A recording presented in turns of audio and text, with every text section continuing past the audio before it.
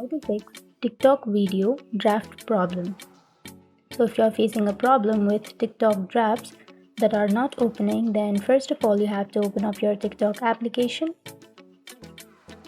And then after opening, now you can go to your profile, which is on the bottom right corner.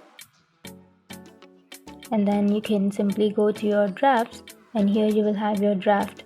But if you're facing a problem like if they are not being able to open, then you can go back and you have to simply tap on the upper right corner, which has the 3-barred icon, and then go to settings and privacy. Now under settings and privacy, you can simply scroll down and then go to report a problem.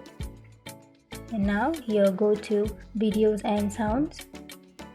And here, if you scroll down, here you will find draft. Simply tap on the drafts and then tap on other and tap on no, tap on need more help.